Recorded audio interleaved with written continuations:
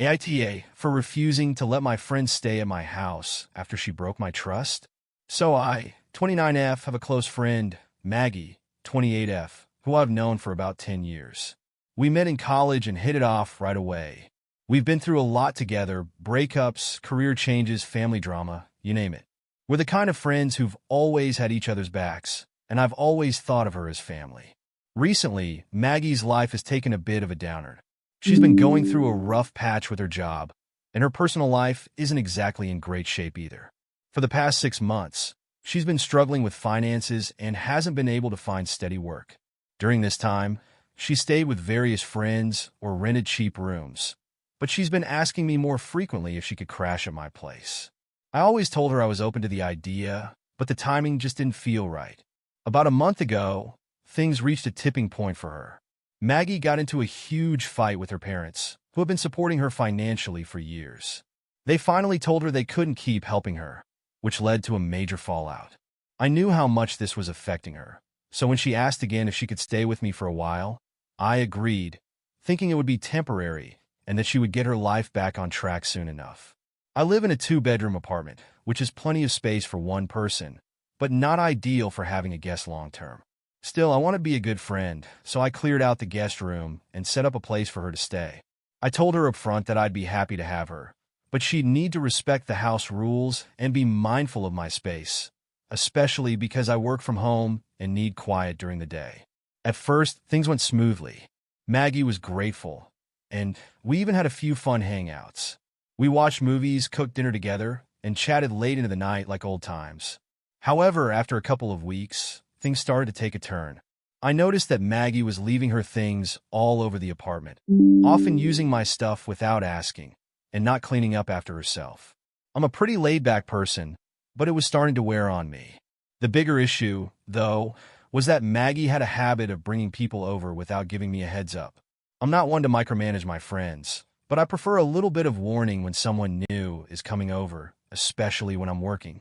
One afternoon, I was in the middle of a project and had a deadline, and Maggie brought over 2 of her friends without telling me. They were loud, drinking, and basically took over the living room. It was frustrating, and I told her that I needed some quiet time to work and that we needed to respect each other's space. Maggie got defensive and said I was overreacting. I tried to let it slide, but the pattern continued. She started coming and going at odd hours, often waking me up at night when she would stumble in with her friends or with someone she was seeing. This wasn't exactly the peaceful environment I needed to get through my work week, so I finally sat her down to talk about it. I told her that while I understood she was going through a tough time, I needed her to respect my boundaries. I asked her to give me a bit more notice if she wanted to have people over and to make an effort to keep her things tidy and clean up after herself. I also let her know that I was starting to feel a bit uncomfortable with how much she was using my space without asking. Maggie apologized and said she'd try to do better, but I didn't feel like much changed. It all came to a head a few days ago. I came home after a long day at work and found Maggie's friend, Lena, on the couch in the living room, eating my snacks and watching my TV. Maggie wasn't home, and Lena was basically acting like it was her house. I was so frustrated by this, especially after having already talked to Maggie about respecting my space. I told Lena she needed to leave and that I wasn't comfortable with her just hanging out without me being informed. Lena got defensive and said she was just trying to make herself comfortable since Maggie wasn't around. She also implied that I was being uptight and that if I really cared about Maggie, I wouldn't mind her bringing people over. When Maggie got home, I told her what happened, and I was pretty upset.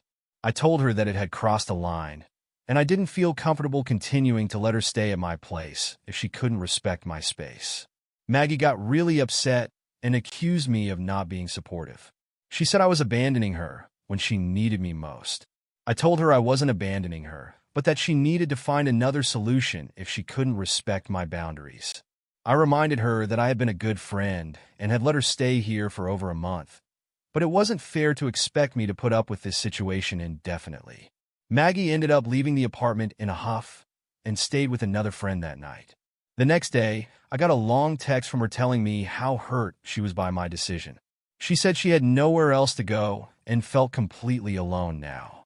She also accused me of being selfish and not understanding what she was going through.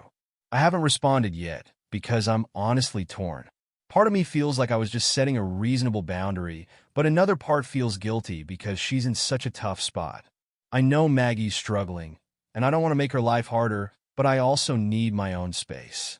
I feel like I've been more than generous, and I don't want to keep sacrificing my own comfort for the sake of her situation. I've tried to be supportive in other ways, offering advice, checking in on her, and even helping her look for work, but I don't know if I'm wrong for drawing the line at her staying with me indefinitely. So, AITA for telling Maggie she couldn't stay at my place anymore after she kept breaking my trust and my boundaries. If you enjoyed the video, don't forget to leave a like and subscribe to the channel. It helps the content grow and motivates me to create even more awesome videos. Turn on notifications so you don't miss any new uploads. Thanks for your support. AITA for not letting my brother's girlfriend stay at my house after she trashed my kitchen. I, 29M, live in a small city about 3 hours away from my family. I've always been pretty close with my parents and 2 siblings, especially my younger brother called 24M. He and I have always gotten along well, and even though we've had our differences over the years, we're usually good about resolving things. The issue that's come up recently is with his girlfriend, Emily, 22F, and how she's been acting at my place. For some context, Kyle and Emily have been together for about a year now. From the start, I wasn't the biggest fan of Emily. She came across as a bit entitled. She always seemed to expect people to cater to her, and she'd often make little comments about how things should be done, or how things in my house could be better. That kind of behavior rubbed me the wrong way, but I didn't say anything at first. I didn't want to make things awkward for Kyle, and I figured I could just keep my distance. A few weeks ago, Kyle called me and asked if he and Emily could stay at my house for a weekend. They were visiting the area, and he said they would be low-maintenance guests. I'm not exactly thrilled about having guests stay over, but I agreed, mostly because Kyle's my brother, and I didn't want to say no. Plus, I figured it would be good to have them over and spend some time together. I've always kept my house fairly neat, and I'm a bit of a stickler when it comes to keeping things clean, especially in the kitchen.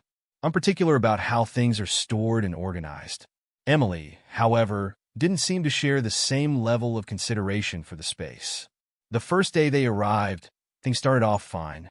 We went out for lunch, hung out for a bit, and everything seemed normal. But when we got back to my place, Emily immediately started helping in the kitchen. I use quotation marks because her idea of helping was a bit different. She opened my cabinets, moved my pots and pans around, and threw a bunch of things into the sink without asking if they needed to be washed. I'm not trying to be controlling, but I'm pretty particular about how I organize my kitchen. I like to keep things in certain places, and I always make sure everything is clean before it's put away. I politely told her that I like to keep things organized a certain way, and that it would be great if she could avoid rearranging things. She seemed annoyed, but said, "Okay, sure," and walked off to the living room. Later that evening, we all decided to make dinner together. I was cooking, and Emily offered to help. I accepted, thinking maybe she was just trying to be nice. Big mistake. I should have known better. She started pulling out ingredients I didn't even have, using things that weren't necessary for the meal we were preparing, and leaving half the kitchen in disarray. There were utensils everywhere, food wrappers all over the counter, and dishes piled up in the sink. At one point, she even used my good kitchen knives without asking and left them out, which I found incredibly disrespectful. The final straw came when I walked into the kitchen to check on how everything was going, and Emily was using my stovetop in a way that completely messed up the burners. She had spilled something, and it had burned on. The smell was awful, and it took me over an hour to clean it all up. I was furious. Not only had she trashed my kitchen, but she didn't even seem to care about how much time and effort it would take to fix everything. She just shrugged it off and went to watch TV, leaving me to deal with the mess. By the time dinner was ready, I was already feeling pretty fed up. I didn't want to let this ruin the weekend, so I tried to keep things light, but it was hard to ignore the frustration building inside me. After dinner, things didn't get much better.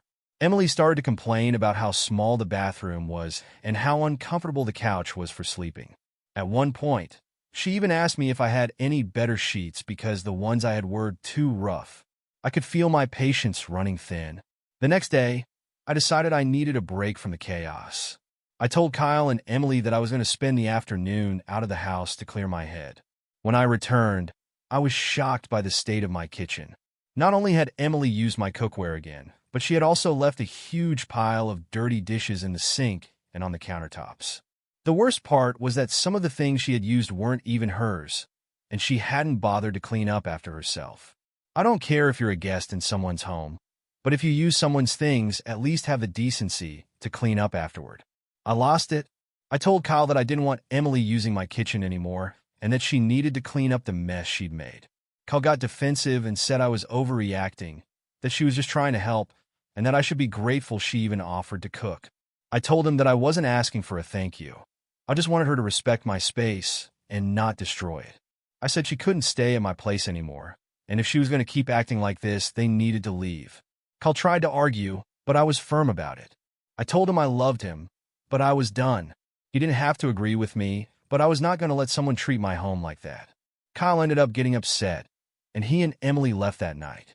He texted me later to say I was being unreasonable and that I shouldn't have kicked them out like that. He said I could have handled it better, but I think he's just mad that I didn't let Emily get away with it.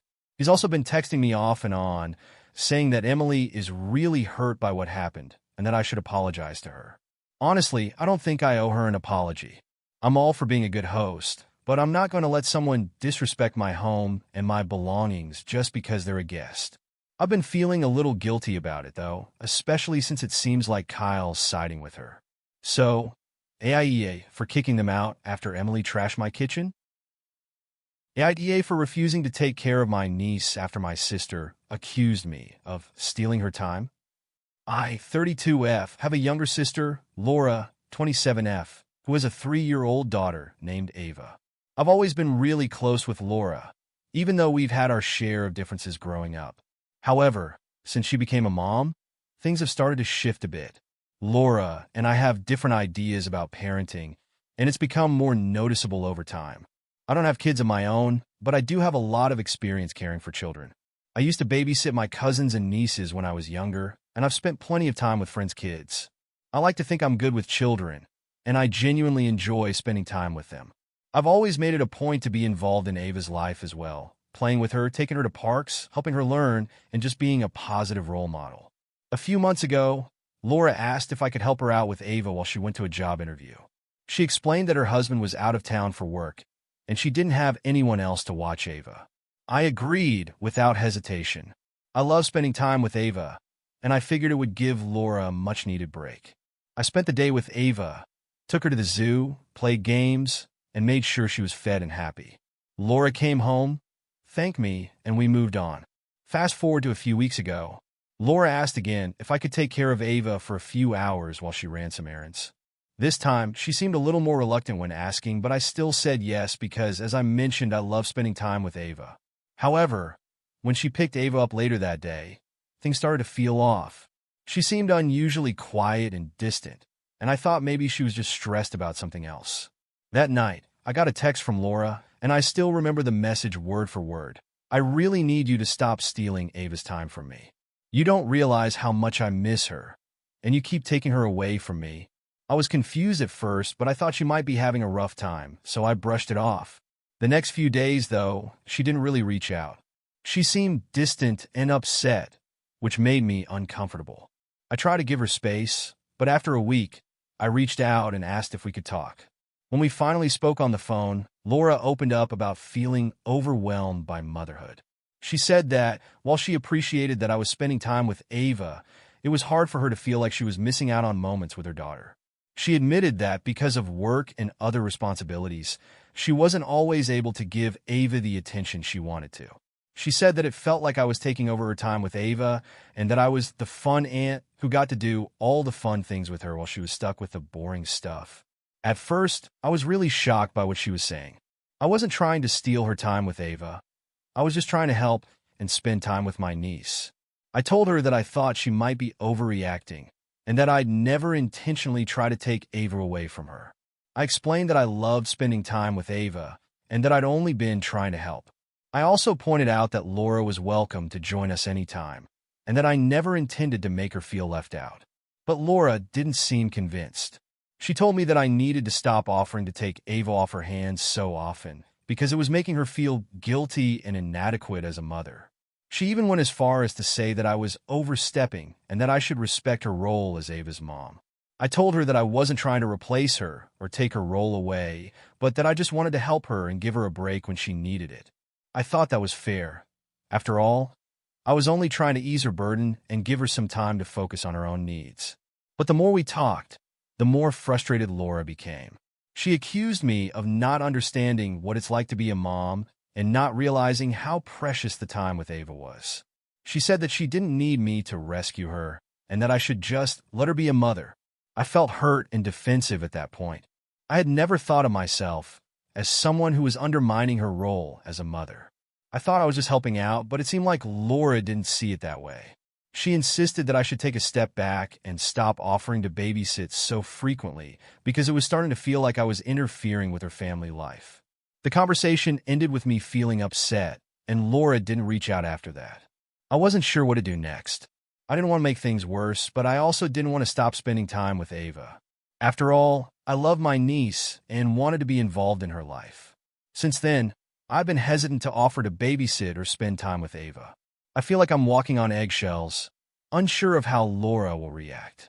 I've been trying to give her space, but at the same time, I don't want her to feel like I'm abandoning her or her daughter. It feels like I'm in a lose-lose situation.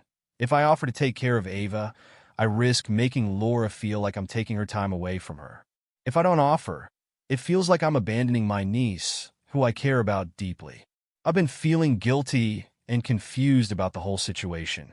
I understand that being a mom can be overwhelming, and I never wanted to make Laura feel like she wasn't doing enough. But I also feel like I have every right to spend time with my niece without being accused of taking away her moments. I don't think I was wrong for wanting to help, but I also don't want to cause tension between us. So, AITA for offering to spend time with my niece and take some of the responsibility off my sister's shoulders, even though it made her feel like I was stealing her time with her daughter. AITA for refusing to let my best friend borrow my car after she lied about what happened to hers. I, 30F, have a best friend, Sarah, 30F, who I've known since high school. We've been through everything together: college, breakups, family issues, and all the highs and lows life can throw at you. We're very close, and I trust her like I would trust a sibling. Or, at least I thought I did. A little background. I'm very careful with my things, especially my car. It's not a luxury vehicle, but it's reliable, well-maintained, and I've always prided myself on taking good care of it. I don't mind lending out smaller things like clothes or books, but I'm very hesitant when it comes to something as big and important as my car. I know it might sound a little extreme, but I've had bad experiences in the past with lending things out, so I've become protective of my belongings. Recently, Sarah's car broke down. She texted me one morning, really upset, saying that she was stranded and needed help. I immediately offered to pick her up and drive her where she needed to go. I also told her that if she needed help with her car, I could come with her to the mechanic. However, she responded by saying that the repairs were going to take longer than expected and that she was stuck without a car for at least a week or two. That's when she asked me if she could borrow mine. At first, I hesitated. I had a busy week ahead with work, and I didn't want to be left without my car, especially if something came up. But after thinking about it, I told her I'd think about it. I really wanted to be there for her, and I didn't want to leave her in a tough spot, especially since she's been there for me in the past when I needed help. A couple of days passed, and Sarah kept texting me, asking when she could take my car. She was very persistent, and I started feeling bad about not just saying yes right away.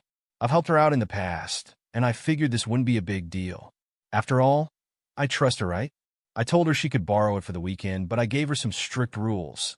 She could only drive it locally, she had to be careful with it, and she needed to return it by Sunday evening because I had a meeting Monday morning. Sarah agreed, and I felt okay about it. She picked up the car on Friday, and everything seemed fine. I didn't hear from her at all over the weekend, which honestly was a bit of a red flag. Sarah is the kind of person who usually updates me, or at least sends a quick message if she's out driving around. But I let it slide, thinking maybe she was just busy. Then, on Sunday evening, I was sitting down to relax when I got a message from Sarah. She asked if I could come pick her up because her car had broken down again and she was stranded somewhere. This immediately didn't sit well with me. For one, she had my car, so why was she asking for a ride? I texted her back and asked for more details, specifically where she was, why her car had broken down, and why she wasn't driving mine. She replied with something along the lines of, I know it sounds weird, but my car just stopped working again. Can you just come pick me up? I'm on street. I decided to let her sweat it out for a minute, mainly because I was feeling pretty irritated. I asked her why she hadn't used my car instead of letting her own car break down, and that's when things got weird. Sarah texted back and said, actually, I need to tell you something. I kind of had a small accident in your car. At that point, I was livid. I immediately asked her if she was okay, and she assured me she was fine, but that my car had scraped the side of another car while she was parked. She said the other car's owner wasn't there when it happened, but the car was scratched, and she didn't know what to do. She then told me that she panicked and didn't want to deal with the situation, so she just left and didn't report the incident. That's when I realized something wasn't right. I demanded she tell me where she was, and I went to pick her up. When I arrived at the location, Sarah was sitting by the side of the road, looking guilty. I immediately got out of my car and asked to see mine. She led me to it, and sure enough, there was a noticeable scratch along the side of my car, right above the rear wheel. It wasn't huge, but it was definitely noticeable and would need repairs. I couldn't believe what I was hearing. Not only had she damaged my car, but she also had left the scene without telling me, and now I had to deal with the mess. I asked her why she didn't just call me and tell me what had happened when it happened, and she said she was too embarrassed and didn't want me to get mad. I was beyond frustrated, and I told her that she needed to take responsibility for what happened and figure out how to make it right. She said she didn't have the money to pay for the repairs right away, but promised she'd get it sorted soon. I told her that wasn't good enough, and I needed her to take immediate action. We argued for a bit, and I told her that I was going to have to get an estimate for the repair costs and that I expected her to cover the full amount. At this point, she seemed to get defensive and said, well, I didn't think it was a big deal. It's just a scratch.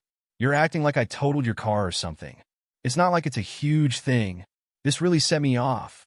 I told her that it didn't matter whether it was a huge thing or not. It was my car, and I trusted her with it.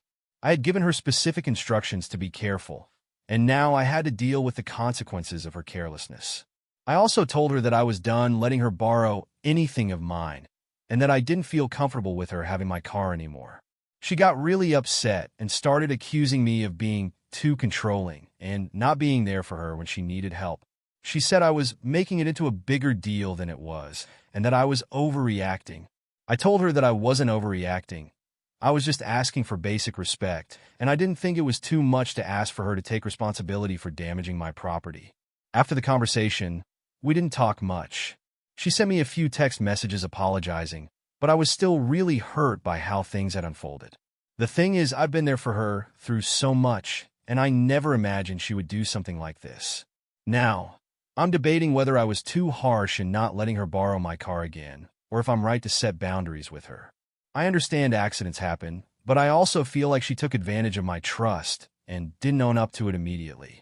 So, AITA for refusing to let my best friend borrow my car after she lied about what happened to hers? AITA for refusing to let my best friend move in with me after she lost her job? I, 30F, have a best friend, Jessica, 29F, who I've known since we were in high school. Over the years, we've been through a lot together. We've been there for each other through breakups, bad jobs, family problems, and pretty much everything else that comes with adulting. Jessica is one of the most caring, fun, and supportive people I know, but we've also had our fair share of disagreements. Lately, though, things have been a bit strained between us, and I'm not sure where I stand in this situation. A few months ago, Jessica lost her job. She had been working as a marketing coordinator at a tech company, but the company went through a round of layoffs, and she was one of the unlucky ones. Since then, she's been trying to find a new job, but it's been tough. She's had a few interviews, but nothing has really panned out, and I can tell it's been really hard on her. I've been doing my best to support her through this, listening to her vent, and offering advice when she asks for it. I don't mind helping out friends in need, and I know that Jessica is going through a rough patch, so when she mentioned that she might need to move out of her apartment because she couldn't afford the rent anymore, I offered to help. She lives in a pretty expensive area, and I knew she'd been struggling to keep up with her bills. I didn't want her to have to deal with the stress of finding a new place or risk becoming homeless. so I told her that she could stay with me temporarily while she figured things out. I have a 2-bedroom apartment, and I live alone.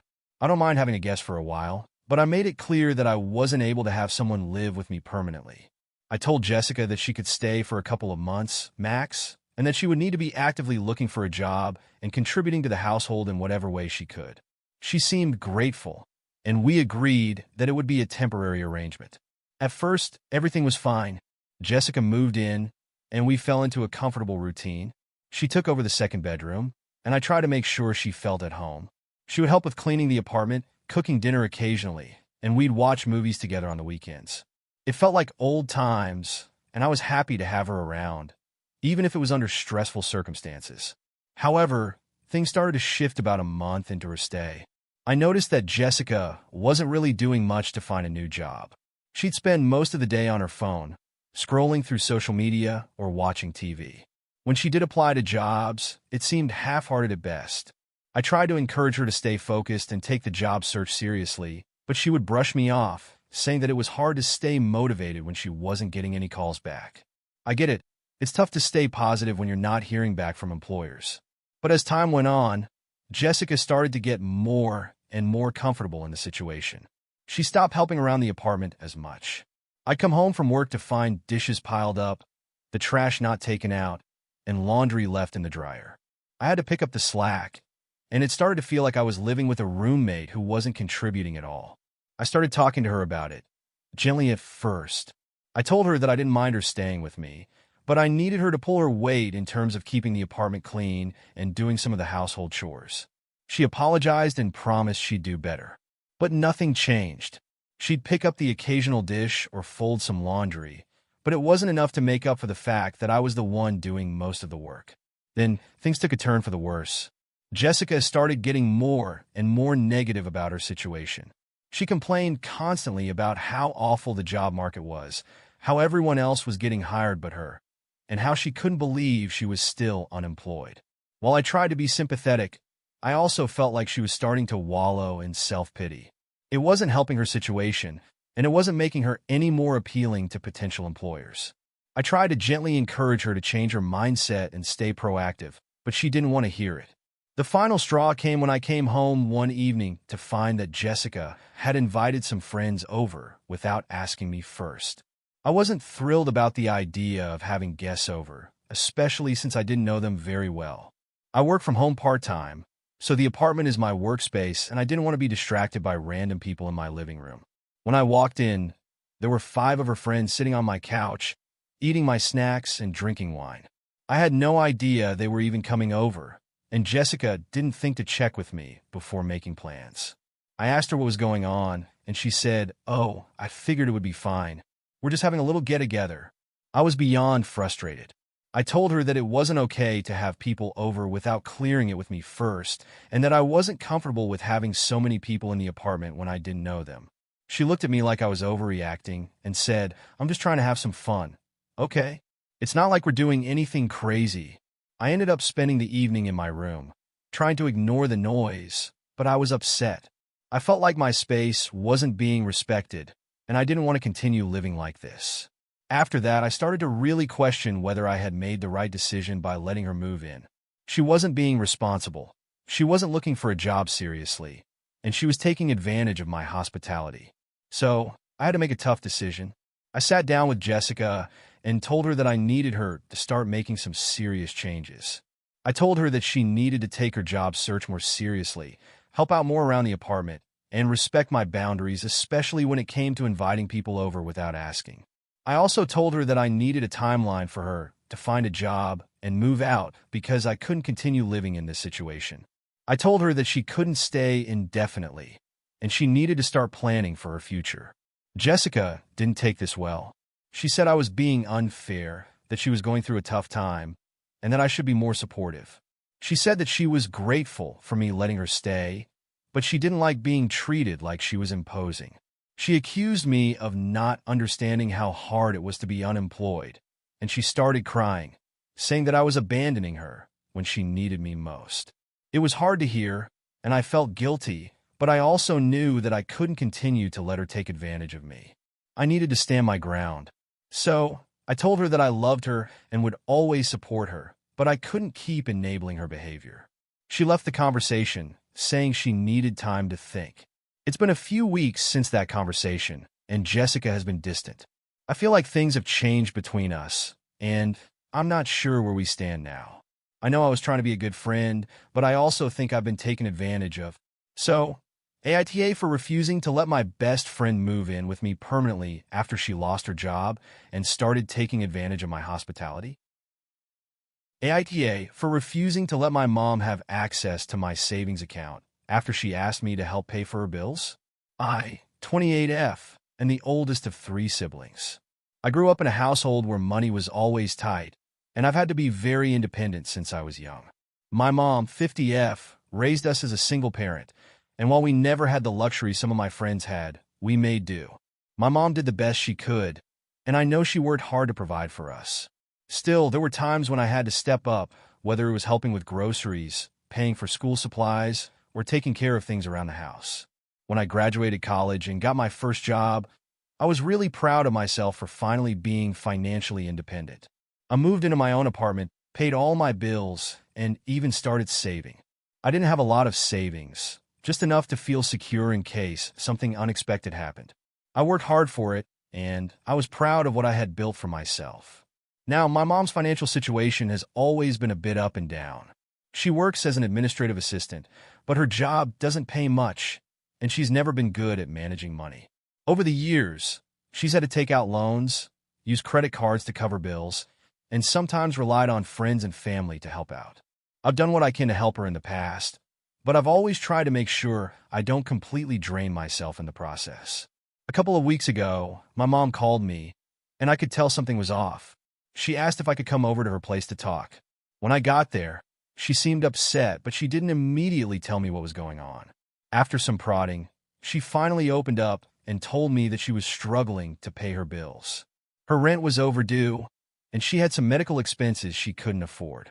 She said that she had been trying to figure out a way to make ends meet, but had come up short, and she didn't want to ask anyone for help, but she didn't know what else to do. I felt bad for her, of course. It's never easy to hear your parent admit that they're struggling, and I knew she didn't want to ask me for money. However, as much as I sympathized with her situation, I was also wary. My mom had always been a bit careless with money, and I didn't want to just hand over cash without understanding what had gone wrong this time. I also didn't want to jeopardize my own financial stability. I had worked so hard to save that money, and I wasn't willing to give it away without a plan. She then asked me for help. Specifically, she asked if I could give her access to my savings account so that she could take some money out to pay her bills. At first, I was shocked. I've always been very private and protective of my savings, and I couldn't believe she was asking for that much access. I told her I wasn't comfortable with the idea and asked her to explain a bit more about why she needed it. She told me that she didn't have any other options and that if she didn't pay her bills soon, she might get evicted. She said she didn't have anyone else to turn to and that I was the only one who could help. She insisted that I could transfer the money back once she got back on her feet, but I wasn't convinced. I explained to her that I wasn't in a position to just give away my savings, especially since I had my own financial goals and responsibilities to take care of. I also reminded her that I had helped her out before, whether it was paying for her car repairs or covering groceries when she was struggling. I didn't mind helping her in small ways, but this was a different situation. Letting her access my savings felt like a step too far. She got upset and said that I didn't understand how hard things had been for her. She said that I was being selfish and that she had always been there for me when I needed her, but now that she needed me, I was turning my back on her. She also said that I was acting like I was better than her because I had saved money while she hadn't, and it made me feel guilty. I tried to explain that it wasn't about being better than her, but rather about not being able to sacrifice my own security for hers. I offered to help in other ways, like helping her come up with a budget, or maybe even helping her negotiate with her landlord, but I refused to give her access to my savings. She left my apartment in tears, and since then, things have been tense between us. She hasn't contacted me much, and when she does, it's mostly to tell me how disappointed she is in me. She's told my siblings about the situation, and now they've been pressuring me to help her, saying that I should support her because she's our mother. They think I'm being too harsh, especially since I'm in a good financial position and could easily spare the money. My siblings have also pointed out that I've always been the responsible one, the one who's had my life together, and that I should be willing to help our mom in her time of need.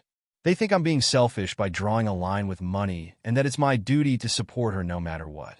I've tried to explain my reasons to them, but they don't seem to understand. I've been feeling really guilty about the situation. I want to help my mom, but I also want to maintain my financial independence. I've worked hard to get where I am, and I'm not sure if it's fair to risk my own stability for the sake of her financial problems. At the same time, I don't want to feel like I'm abandoning her or that I'm being a bad daughter. I've been trying to stay firm, but the guilt and pressure from my siblings are starting to get to me. I'm wondering if I'm being too harsh or if I should be more understanding of her situation. So, AITA for refusing to let my mom have access to my savings account after she asked me to help pay for her bills. AITA for refusing to let my sister stay with me after she manipulated me into taking care of her dog.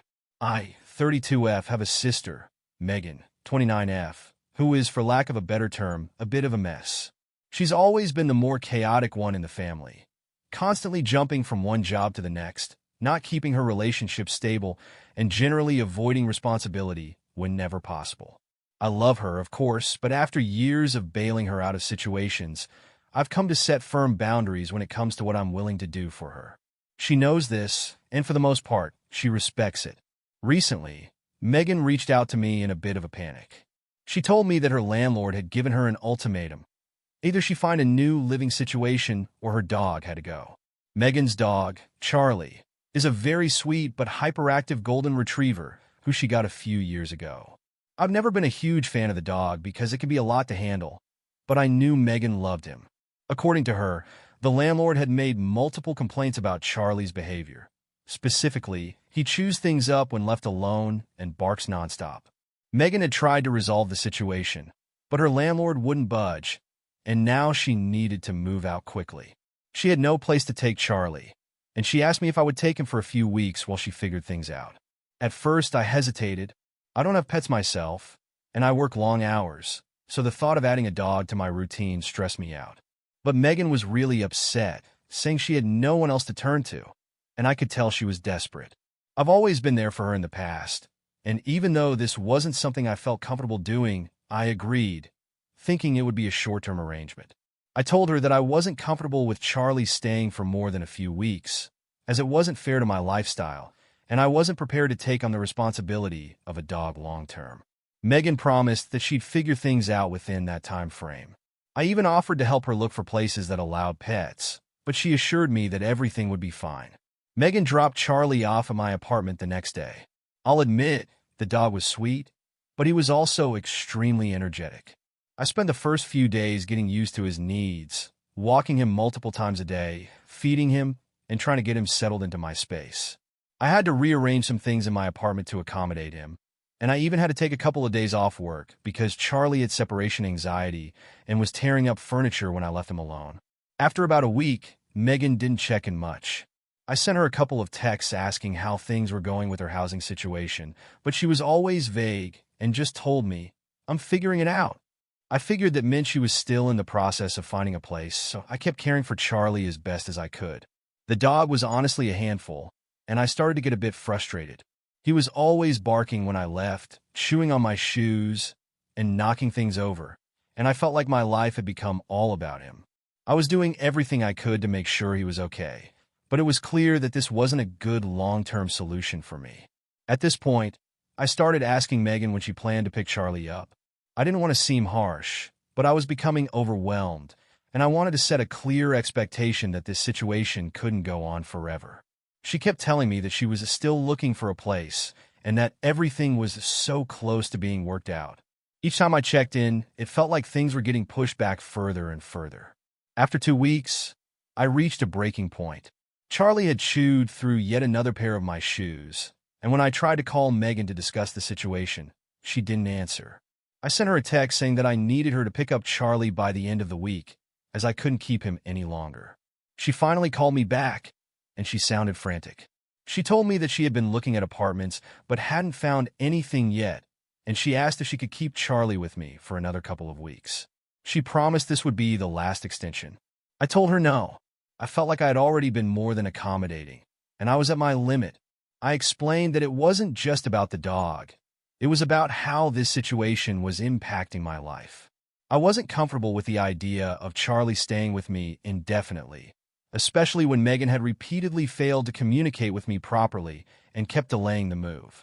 She tried to guilt-trip me by saying, "You're the only one who can help me right now. You know how much Charlie means to me. If you can't do this, I don't know what I'll do." I stood firm and said, "I've been helping you for weeks now, and it's not fair to me anymore. I can't take care of your dog if you're not even trying to solve your own problems." I told her she needed to figure something out and pick Charlie up within a few days. Megan didn't take this well. She started crying on the phone, accusing me of being heartless and unsupportive. She said, "If you really cared about me, you would be more patient. This isn't just about a dog. It's about me not having anywhere to live. Why can't you just be there for me?" That's when I got upset too. I told her that I had been more than patient, and this whole situation wasn't just about her having a dog. It was about her repeatedly putting herself in these kinds of situations and expecting me to clean up the mess. I told her that I couldn't keep enabling her behavior, especially when she was asking for more than I could give. Megan hung up on me, and the next few days were filled with passive-aggressive texts. She told me that I was being selfish and that I wasn't being the kind of sister she needed. I told her I didn't think I was being selfish. I was setting boundaries for my own well-being. The next day, I was texting with our mom, who said she was disappointed in how I was handling the situation. She told me that I was being too harsh and that Megan was going through a lot. I started feeling guilty. I get that Megan has problems, but I've been through plenty of difficult situations in my own life, and I didn't expect people to just solve my problems for me. I love my sister, but I felt like I was being taken advantage of. I didn't want to be the bad guy, but I also didn't want to sacrifice my own peace of mind just to keep cleaning up after her. Now Megan is still not speaking to me. She's telling everyone that I kicked her out and abandoned her in her time of need. Some of our extended family members have reached out to tell me that I need to help her more, but I feel like I've already done enough. So, AITA for refusing to let my sister stay with me after she manipulated me into taking care of her dog. Hey friends, if you enjoy this content, don't forget to like the video and share your thoughts in the comments. We really want to know what you like and what could be improved.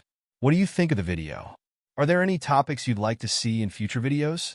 Your feedback really helps us get better. Thanks for being with us. AITA for kicking my best friend out after she kept going through my things without asking.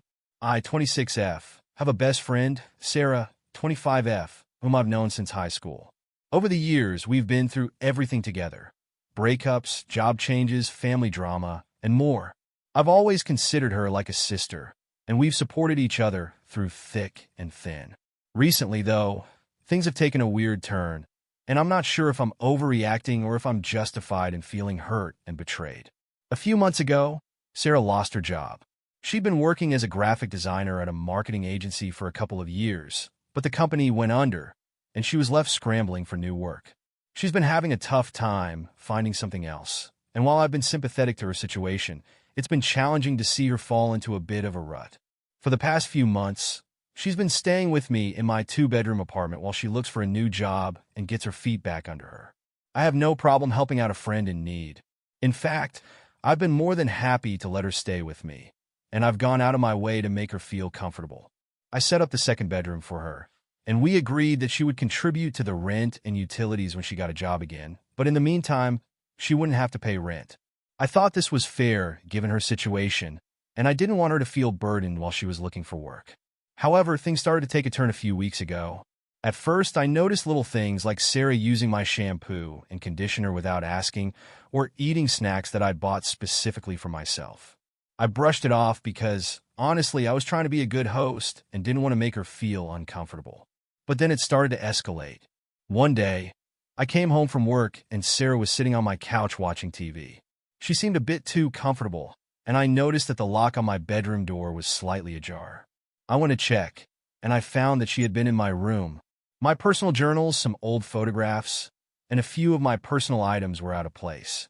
I didn't know what to think, but I was taken aback. I asked her about it, and she casually said that she was just looking around because she was bored and didn't want to invade my space. I tried to let it go, thinking maybe I was just being sensitive. After all, she was going through a tough time, and maybe she wasn't thinking clearly. But the next week, things got worse. I came home again, and this time I found my laptop open on the coffee table. I'm usually very careful about keeping it locked, but it was wide open with some private documents on the screen. When I confronted Sarah, she acted surprised and apologized, saying she didn't realize it was a big deal. But then she shrugged it off, saying, "It's not like you were using it." I was getting frustrated at this point, but I didn't want to cause a scene. I told her that my things were off limits, and I expected her to respect my privacy. She seemed to understand and promised it wouldn't happen again. But it did. The next incident was the breaking point. I had just finished a big project for work and had printed out a few documents to review. I left them on the kitchen table and went out for a walk to clear my head. When I came back, I found that Sarah had gone through the papers. She didn't even ask me if she could look at them. She had just rifled through them like they were nothing. I was beyond livid at this point. Not only had she invaded my privacy again, but she had gone through personal work-related material that I hadn't shared with anyone else. I asked her why she thought it was okay to keep going through my things. She looked at me blankly and said, "I was just curious. It's not like you were going to use it right now. I was trying to help by looking at your stuff and maybe getting inspired." This was the moment I realized I had been far too lenient with her. I told her that she needed to respect my boundaries and my privacy, and that I couldn't keep living like this. It wasn't just the little things anymore. It was a complete disregard for my personal space and belongings. She didn't seem to take it seriously, so I told her that she needed to pack her things and leave. She was absolutely shocked. She started crying, saying that she had nowhere else to go and that I couldn't just throw her out when she had no job and no place to live. She said I was being unfair and selfish, especially since she'd helped me out so much in the past. She mentioned that I had always been the one who was in control and had everything together, and she needed my help more than ever now. I told her that I understood her situation, but that I couldn't continue letting her treat me this way. I explained that I had always tried to be supportive, but there were limits to how much I could handle. I told her that if she respected my boundaries, I'd be happy to help her find another place to stay or help with anything else, but that I couldn't keep living with someone who didn't respect me. She left that night, and things have been very tense between us ever since. She texted me a couple of times asking if we could talk, but I didn't respond. I feel like I did the right thing by setting a boundary, but I'm still second-guessing myself. I love Sarah like a sister, but I also know that I can't let her walk all over me just because she's going through a tough time. I've had a few friends tell me that I was too harsh and should have been more understanding, but others think I made the right call by standing up for myself.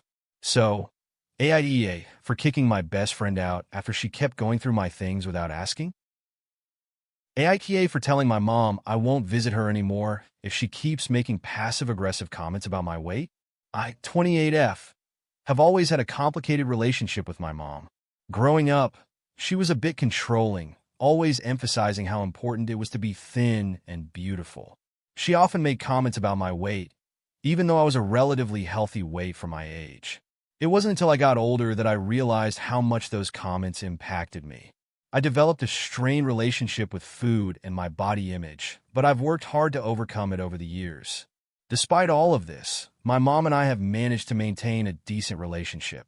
We speak often, and she's always been supportive of my career and personal goals, but we still have this lingering issue of her constantly commenting on my weight. I've addressed it with her a few times in the past, and she has apologized, but the comments always seem to come back, especially when I visit. The most recent issue started when I came back to visit my family for the holidays. I hadn't been back home in about 6 months due to work commitments, so I was looking forward to spending time with my parents and catching up. My mom had made a big dinner for the occasion, and while it was delicious, I noticed that she was making comments about how much food I was eating. For context, I've always been a bit of a foodie. I love trying new dishes, and I'm definitely not shy about eating. However, I make sure to balance my diet, exercise regularly, and overall maintain a healthy lifestyle. My weight has fluctuated a bit over the years, but I've never been unhealthily overweight, and I've always felt comfortable in my own skin. That night, while we were sitting around the dinner table, my mom casually said, "Wow, you're really eating a lot tonight. Are you sure you don't want to slow down? You don't want to get back to where you were a few years ago?" She said it with a laugh, as though it was a harmless joke, but it hit me like a punch to the gut. I've been working hard on myself, mentally and physically, and comments like that make me feel like I'm still that insecure teenager who was constantly worried about her weight. I tried to brush it off and continued eating, but I couldn't stop thinking about her comment. It was a clear passive-aggressive jab at my weight disguised as a joke. A little while later, when I was helping clean up in the kitchen, she followed me in and said, "I'm just saying, you know, you look good now, but you've got to keep an eye on it. Don't get too comfortable." This time, it was more direct, and I could feel my blood starting to boil. I wanted to snap at her, but I took a deep breath and tried to stay calm. I told her, "Mom, I'm really tired of you making comments about my weight. I'm doing fine, and I'm happy with how I look. You said this kind of thing before, and it's really hurtful." She looked surprised, almost like she didn't understand why I was upset. Then she said, "I'm just worried about you, sweetie. You know I care about you, and I don't want you to end up unhealthy again." I could see the concern in her eyes, but I knew it wasn't coming from a place of love. It was coming from her own insecurities and the way she had been raised to think about body image. I told her that I understood her concern, but that I was an adult now, and I didn't need her to police my body or my eating habits. I explained that I had worked really hard to get to a place where I felt comfortable and confident in my body, and that her comments were undermining that progress. She seemed to get defensive, saying that she was just trying to help, but I could tell that she wasn't really listening. The conversation ended awkwardly, and I went to bed feeling upset. Over the next few days, the passive-aggressive comments continued. At breakfast, she told me, "I bought some healthier snacks for you, just in case you don't want to overdo it with the sweets." Then, when I went to grab a second helping of mashed potatoes at dinner, she said, "Are you sure you need more? You don't want to undo all your hard work at the gym." By this point, I had reached my breaking point. I didn't want to make a huge scene during the holidays, but I was beyond frustrated. I felt like I was constantly being put under a microscope and judged for something that shouldn't even be an issue. My mom wasn't being malicious, but she was being thoughtless and dismissive of the work I've done on my own body and mind. I pulled her aside later that evening and said, "Mom, I really need to talk to you. I can't keep visiting if this is how it's going to be. You keep making these comments about my weight, and it's really starting to affect me. I've asked you to stop before, and yet here we are again. If you keep it up, I'm not sure I'll feel comfortable coming to visit anymore." She looked taken aback and said, "Are you serious? You're going to stop visiting because of a few harmless comments? I'm just concerned about you." I told her, "It's not just a few comments, Mom. It's a pattern. And I've told you before that I don't want to hear them. It's hurtful, and I'm tired of feeling like I'm not good enough no matter how hard I try. I'm not asking you to agree with me or change your views, but I am asking you to respect my boundaries." There was a long silence, and then she sighed and said, "I didn't realize it was that big of a deal.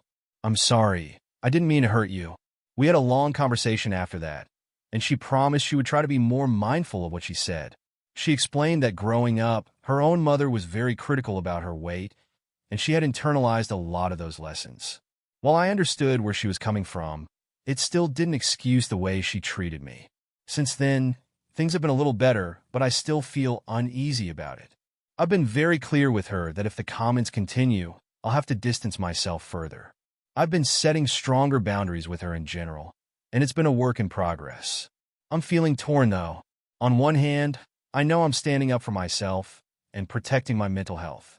On the other hand, I know my mom genuinely cares about me, even if her way of showing it isn't always healthy. I don't want to cut her off completely, but I also don't want to keep tolerating behavior that's damaging to my self-esteem. So, AITA for telling my mom I won't visit her anymore if she keeps making passive-aggressive comments about my weight. AITA for refusing to let my brother move into my apartment after he lost his job. I, 29F, have a younger brother, Adam, 25M, who I've always had a complicated relationship with. Growing up, we weren't exactly close. He always felt like the golden child of the family, getting all the attention from our parents, always excelling at everything he tried, while I was the one who was constantly trying to play catch-up. As a result, we've always had a bit of tension, but over the last few years, we've gotten better at understanding each other, and even started spending more time together. Despite our differences, I've always been there for Adam when he needed me. I've loaned him money when he's been short on rent or helped him get out of tough situations with his friends. I've never minded supporting him when he needed it, even if it sometimes felt like he didn't fully appreciate it. Recently, Adam lost his job. He'd been working as a junior accountant at a small firm for about a year, but the company went under, and he was laid off. He was upset about it, understandably, and he spent a couple of weeks job hunting and doing interviews. During this time, he was living in a shared apartment with a roommate, but the roommate situation became unstable, and Adam eventually moved out. He told me that he couldn't stay there anymore because there were too many issues with the place and that his roommate had made living there unbearable. He had nowhere to go and no backup plan. A couple of weeks ago, Adam asked if he could move in with me temporarily until he found another job. I wasn't thrilled with the idea, but agreed. I live in a 2-bedroom apartment, and while I've always valued my privacy, I figured I could give him a place to stay for a short while. I made it clear to him that I didn't want him staying long-term and that he needed to actively be looking for a new job while staying with me. I also asked that he help out around the apartment and contribute something toward rent or bills when he was able. I wasn't expecting him to pay a large amount, but I didn't want him to get too comfortable without doing his part. At first, things seemed fine. Adam settled in, and we tried to establish a routine. He helped with cleaning the apartment, occasionally cooked dinner, and seemed to be doing everything I asked. I was hopeful that this arrangement would work, even if it was a bit awkward for me. However, after the first couple of weeks, I started noticing some concerning behavior. Adam would sleep in until noon most days and spend the entire afternoon playing video games or watching TV. Whenever I asked him about his job search, he'd tell me that he had applied to a few places and had a couple of interviews lined up, but nothing was progressing. I started to feel like his efforts were half-hearted at best. He'd stay up late playing games, and when I would wake up in the morning for work, he'd still be in his pajamas, playing games or scrolling through social media. I tried to be patient with him, thinking maybe he just needed some time to adjust. But it began to feel like he was treating my place as more of a vacation than a temporary living situation. His lack of motivation started to frustrate me. I wanted to be supportive, but I also didn't want him to take advantage of my hospitality. A week ago, I had a conversation with him. I told him that he needed to start taking his job search more seriously. I reminded him of the agreement we made when he moved in, that he would actively look for work and make sure he contributed in some way to the apartment. I even suggested that he look into freelance work or short-term gigs if full-time work wasn't coming through quickly. He promised that he would step up, but it didn't seem to change anything. The next few days were just more of the same. He would play video games all day, and when I came home from work, the apartment was messier than I left it. I started doing everything myself, washing the dishes, cleaning the bathroom, and taking care of the laundry. I didn't mind doing these things, but it felt like I was the only one putting in effort. I asked him again to pitch in, but he didn't seem to take it seriously. Then, things escalated. One evening, I came home from work to find Adam on the couch, eating a bag of chips and playing video games. The apartment was a mess. Dirty dishes piled up in the sink, garbage overflowing in the kitchen, and his things scattered all over the living room. I lost my patience and asked him to help clean up. He casually shrugged and said, "I'll get to it later." I tried to stay calm, but I was frustrated. I told him that this wasn't okay and that if he didn't start pulling his weight, he would need to leave. I reminded him that he was living in my space and that I had expected him to contribute, not just to the apartment, but to his own future as well. I told him that I couldn't continue living like this, and that he needed to either start making progress in his job search or leave. I was tired of feeling like I was taking care of him, and I wanted him to take responsibility for himself. Adam got upset and accused me of being harsh. He said that I didn't understand how hard it was to find a job and that I was expecting too much from him. He said he was grateful for me letting him stay, but felt like I was being unreasonable by demanding that he contribute when he was already dealing with so much stress. He told me that he needed space to figure things out, and that I was making him feel like a burden instead of a guest. I felt guilty for upsetting him, but at the same time, I felt like I had given him enough chances. I didn't ask for much, just a little effort and some responsibility. He stormed off to his room, and things have been tense ever since. We've barely spoken, and when we do, it's awkward and uncomfortable. He still hasn't made much progress on his job search, and I've had to do everything around the apartment myself. The situation has been weighing on me, and I'm not sure what to do next. I want to help my brother, but I don't want to enable his lack of effort or let him take advantage of me. I've considered asking him to move out, but I'm worried that will completely ruin our relationship. On the other hand, I feel like I'm being taken for granted, and I don't know how much more I can handle. So, AITA for refusing to let my brother move into my apartment after he lost his job and hasn't made any effort to improve his situation? Should I be more understanding, or is it time for him to take responsibility? AITA for cutting off my best friend after she ruined my career opportunity? I, 30F, have been best friends with Claire, 29F, for over 10 years. We met in college, and ever since then, we've shared everything. Our dreams, our struggles, and countless memories. While our lives have taken different paths after graduation, we've managed to stay close despite everything. I've always been the more career-focused one. I've worked hard to climb the corporate ladder in a competitive industry, and after years of dedication, I finally landed a major opportunity. I have been applying to this specific company for months, going through several rounds of interviews and assessments. When they finally offered me the job, I was over the moon. It felt like all my hard work had paid off, and it was the opportunity of a lifetime. The position was in a department where I'd worked in the past, and it was a role that had always been my dream job. Not only did it come with a significant salary increase, but it was a big step forward in terms of the type of work I wanted to be doing long-term. I couldn't wait to share the news with my friends and family, especially Claire, who had always been supportive of my career goals. However, when I told Claire, her reaction wasn't what I expected. Instead of being genuinely happy for me, she seemed distant and a little cold. At first, I thought it was just a fleeting reaction, but as time went on, it became clear that something was off. She didn't seem excited when I talked about the job or the opportunity, and she kept making little comments that made me feel like she wasn't fully supporting me. One evening, we were having dinner at my place when the subject of the job came up again. I was excitedly talking about the upcoming changes and how much I was looking forward to the new challenge when Claire suddenly interrupted me. I just don't get why you're so excited about this job," she said. "It's not like you're going to be doing anything groundbreaking or important. It's just another office job, right?" I was taken aback by her comment but tried to brush it off, thinking she was just joking. "It's not just an office job, Claire. It's a huge opportunity for me, and I really want to make the most of it." But she wasn't done. "Well, I don't know why you're putting so much into it. You could probably do something more creative. I mean, it's not like you're changing the world. You could always do something more fulfilling, don't you think?" That comment stung more than I expected. I'd been working for years to get to this point, and hearing her belittle my achievement felt like a punch to the gut. But again, I let it slide, thinking maybe she was just feeling insecure about her own situation. Over the next few weeks, things between us started to get worse. Claire seemed more distant, and she began making passive-aggressive remarks whenever we talked. She would send texts like, "Must be nice to get handed everything on a silver platter," or "I guess some people are just lucky." She had always been ambitious, but in a more relaxed way, and I knew that deep down, she was struggling with her own career situation.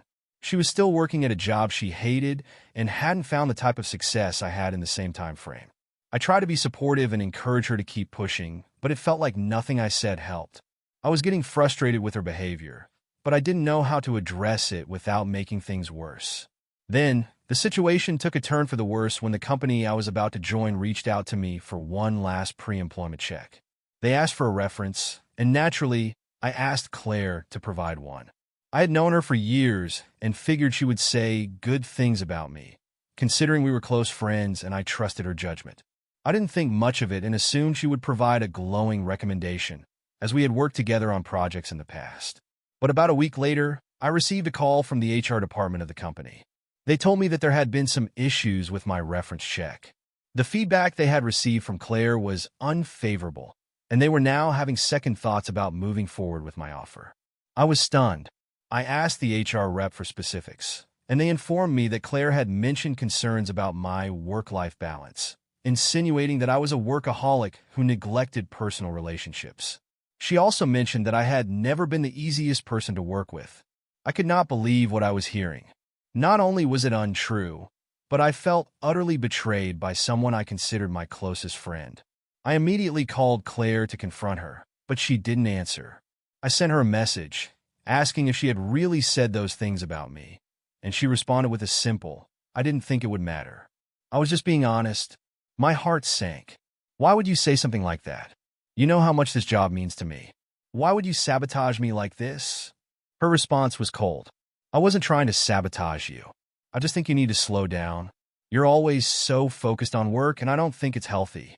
Maybe it's time you learn to take things less seriously. It was in that moment that I realized the depth of the situation. Claire wasn't just being a little distant or jealous. She had actively tried to ruin my career opportunity. It wasn't the first time I'd noticed her doing things to undermine me. Small comments, little digs, but this was the breaking point. She had crossed a line that I could never forget or forgive. I took a few days to process everything, and then I made the difficult decision to cut ties with Claire. I blocked her on social media, stopped answering her texts, and avoided responding to any of her calls. When she finally reached out to me through a mutual friend, I explained that I could no longer have someone in my life who would intentionally sabotage my success out of spite. I told the mutual friend that I felt betrayed and that I needed space to heal from this. The fallout was immediate.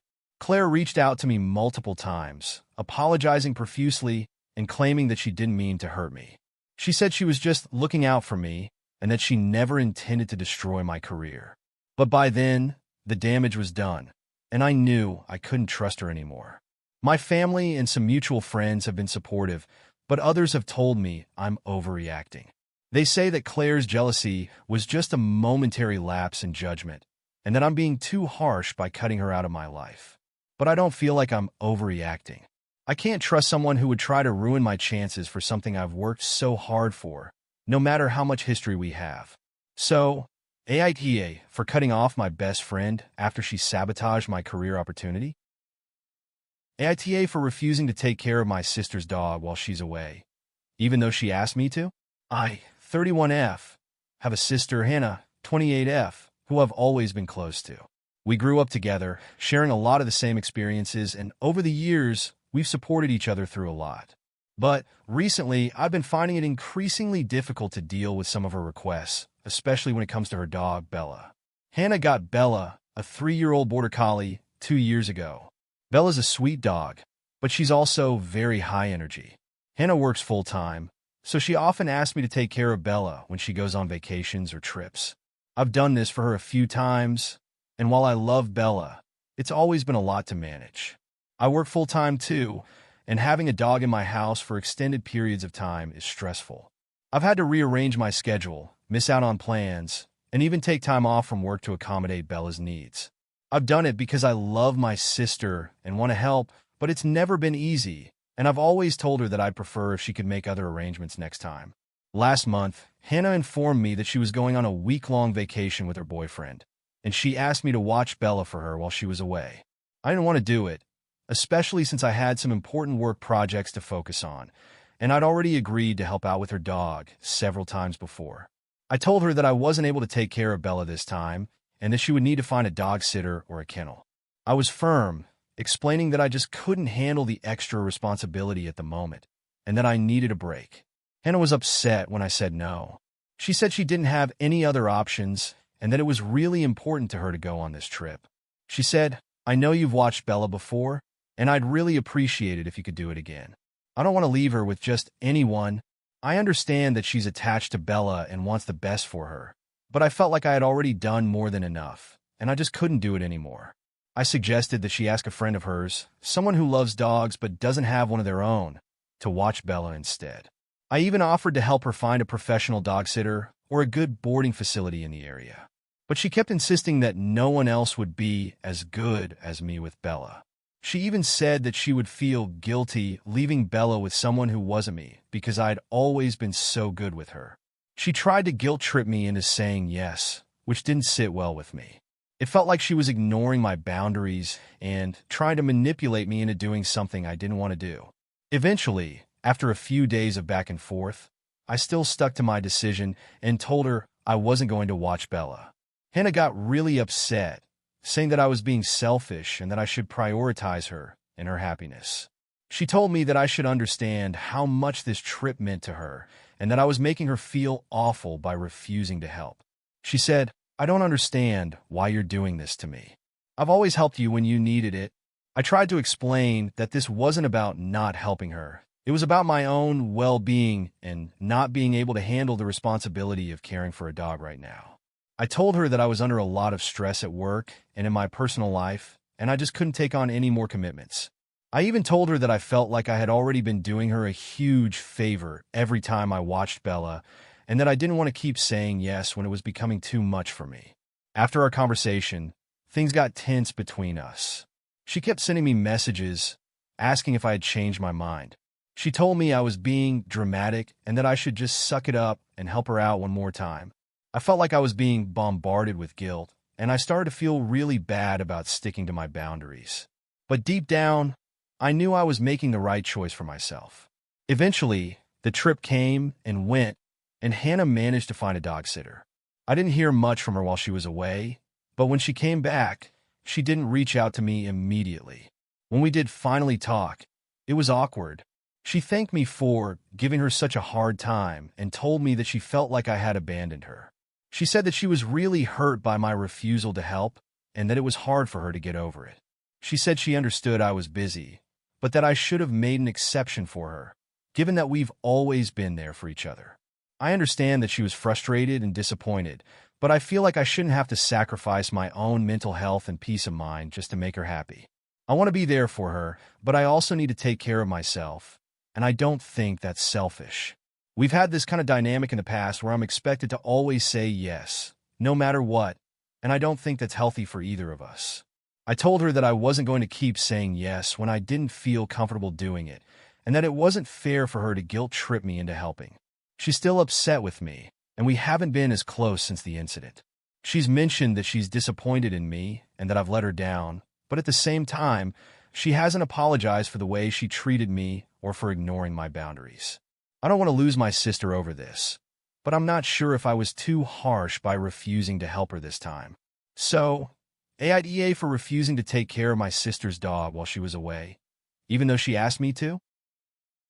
AITA for refusing to let my brother's girlfriend move in with me after she asked, and then telling my parents she's toxic. I, 27F, have a brother, Tom, 25M, who has been in a relationship with his girlfriend, Jenna, 24F, for a little over a year now. While I try to stay neutral, I've never felt fully comfortable around Jenna. I can't really put my finger on why, but there's always been something about her that gives me a weird vibe. It could be the way she sometimes dismisses me in conversation, or how she's made passive-aggressive comments about my lifestyle choices in the past. But up until recently, I've kept my thoughts to myself because I don't want to cause drama with my family or make Tom feel uncomfortable. A few weeks ago, Jenna reached out to me privately and asked if she could move in with me for a little while. She explained that she was having some issues with her apartment, and the landlord was being difficult about renewing her lease. She mentioned that her rent was too expensive, and she wasn't getting along with her roommates, and she needed somewhere to stay temporarily. I was caught off guard by the request because I've never had Jenna stay with me before, and I didn't know her all that well. I told her that I need to think about it and get back to her. The thing is, I've always valued my privacy.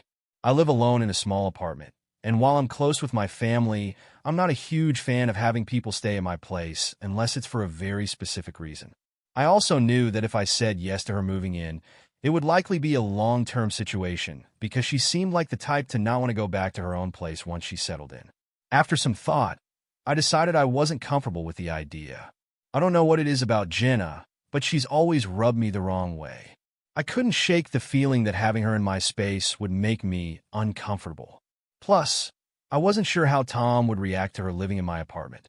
They've had some issues in their relationship, and I wasn't sure she would take it well if things went south between them and she needed somewhere to crash. I told Jenna that I didn't think I was the best option for her to stay with. I explained that I value my space and that I wasn't really in a position to have someone living with me, especially someone I didn't know that well. She was not happy with my response and pressed me for a reason, but I stuck to my decision and said it was just about needing my own space. After that, she seemed fine for a few days, but then I started to hear from my brother. Tom was upset with me and said I was being selfish and that I should have just let Jenna stay with me for a little while. He said that she was in a difficult spot, and I was making her feel like she didn't belong in our family. He accused me of judging her unfairly and of not being supportive. I tried to explain my reasons for not wanting to let Jenna move in, but Tom didn't want to hear it. He told me I was being too harsh and that I needed to give Jenna a chance. I reminded him that I had given her chances before, but there was always something about her that didn't sit right with me, and I couldn't ignore that feeling. Tom didn't seem to understand and got more upset, saying I was making a bigger deal out of this than I needed to. A few days later, things got even more complicated. Jenna called me again, asking if I had changed my mind about letting her move in. When I told her that I hadn't, she seemed to get even more upset and said that I was the only one who had refused to help her. She mentioned that my other relatives, our parents, for example, had offered to let her stay, but she specifically wanted to stay with me because I was the only one she could trust. It was clear to me that she was trying to guilt-trip me into saying yes. At this point, I had had enough. I didn't want to feel like I was being manipulated, so I decided to speak my mind. I called my parents and told them what had been going on. I explained that I wasn't comfortable having Jenna stay with me, and that, in my opinion, her behavior had been a little toxic over the past year. I pointed out how she had made passive-aggressive comments in the past, how she often dismissed my opinions, and how I had always felt like she was a little fake around me. I told my parents that I didn't feel safe having her in my space, and that I didn't think it was healthy to have her around me all the time. To my surprise, my parents were shocked by my feelings but were supportive. They agreed that I had every right to decide who stayed with me, and that I should be able to protect my personal space. They also expressed some concerns about Jenna's behavior, especially since they had noticed the same things I had, but hadn't said anything before. However, the fallout was immediate. Tom found out that I had spoken to our parents about Jenna, and he was furious. He accused me of going behind his back and telling our parents things that were private. He said I was being immature and that I should have dealt with my issues with Jenna directly instead of involving the whole family. He told me that I had no right to call her toxic and that if I couldn't support their relationship, then I wasn't being a good sister. I tried to explain that I wasn't trying to destroy his relationship with Jenna, but I couldn't continue to pretend everything was fine when it wasn't. I told him that I had always supported him in his relationships, but that I wasn't comfortable around her, and I didn't think I should have to explain myself or justify my feelings. He said that I was being too harsh on Jenna and that I should just let things go for the sake of family. Since then, the tension has only gotten worse. Tom has barely spoken to me, and whenever he does, he mentions how disappointed he is in me for not supporting his relationship. He says I've ruined things between us, and that if I don't change my attitude, our relationship care about my brother, but I also feel like I've been put in a position where I have to choose between my comfort and my family. I've always been the type of person who values honesty, but it's starting to feel like I've lost my place in the family because of how I've handled this situation. So, AITA for refusing to let my brother's girlfriend move in with me after she asked, and then telling my parents she's toxic. AITA for refusing to let my best friend live with me after she left her abusive relationship, and then cutting off contact when she became angry with me. I, 29F, have a best friend, Lily, 28F, who I've known for over 10 years. We've been through a lot together, and we've always had each other's backs, even when things got tough. However, recently, our friendship has been strained because of a situation involving her abusive relationship, and now I'm wondering if I'm the asshole for how I've handled it. Lily had been in an on-and-off relationship with her ex, Mark, 30M, for about 5 years. I was always skeptical of Mark. He never seemed to treat her well, and I noticed that whenever she was with him, she seemed unhappy. I'd always try to talk to Lily about my concerns, but she would brush me off, saying that things were fine and that I didn't understand their relationship. For years, I tried to stay out of it, but it was hard to watch her go through so much emotional turmoil. About 6 months ago, things took a major turn. Lily reached out to me one evening, crying and saying she needed to talk. When she arrived at my apartment, she told me that she had finally ended things with Mark for good. She said that he had been emotionally and physically abusive for months, and she had been too afraid to leave him. Lily told me that she had stayed for so long because she didn't think she could make it on her own, but after a major fight, she knew it was over. I was devastated to hear this. I had suspected that something was off, but hearing her say it out loud was heartbreaking. I immediately offered her a place to stay, since she didn't feel safe going back to her apartment. She had been living with Mark for the past few years, and she didn't want to go back to an apartment that reminded her of him. At first, Lily was hesitant, but I reassured her that she was always welcome at my place, and I didn't want her to feel like she was alone. I've always been the type of person who values loyalty and helping those I love, and I thought I was doing the right thing by offering her a safe space